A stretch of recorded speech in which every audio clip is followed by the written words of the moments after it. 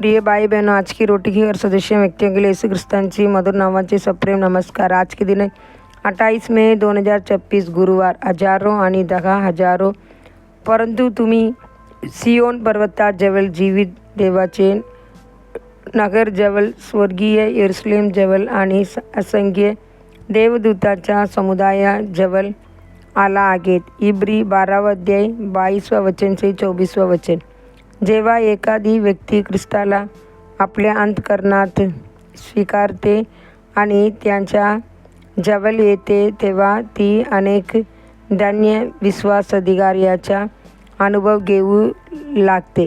ती सियोन पर्वताजवळ जीवित देवाची स्वर्गीय नगरजवळ येते। ती स्वर्गात नोंद झालेल्या प्रथम जन्माच्या मंडळीची सभेत प्रवेश करते। ती परिपूर्ण केलेल्या नीतिमानाची आत्म्याजवळ येते। ती येशू ख्रिस्ताची रक्ताजवळ येते आणि एवढेच नव्हे, ती असंख्य देवदूतांच्या समुदायाजवळ येते। आपल्या स्वर्गीय पित्याचे कुटुंब अत्यंत विशाल आणि गौरवशाली आहे। ते पृथ्वी आणि स्वर्ग या दोन्ही ठिकाणी विस्तारलेले आहे। पृथ्वीवर लाखो विश्वासणारे आहेत। स्वर्गात असंख्य करूब, सराफ आणि देवदूत आहेत। खरोखरच ख्रिस्ताचे कुटुंब अत्यंत गौरवशाली आहे। अनेक लोक चुकीने असे समजतात की एखादी व्यक्ती ख्रिस्ती झाली तर ती समाजी हृदयाच्या कमी झाली, तिने संधी गमावल्या किंवा समाजाकडून नकारली जाईल।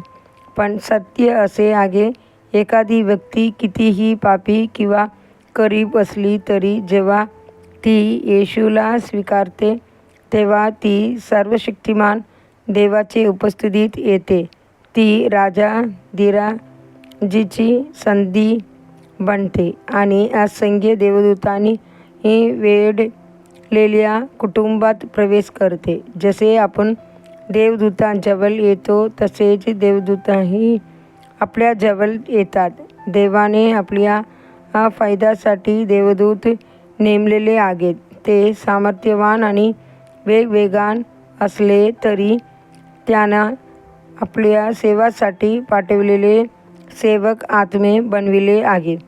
बायबल म्हणते, ते सर्व तारणाचे वारस होणाऱ्याची सेवेसाठी पाठवलेले सेवक आत्मे नाहीत काय?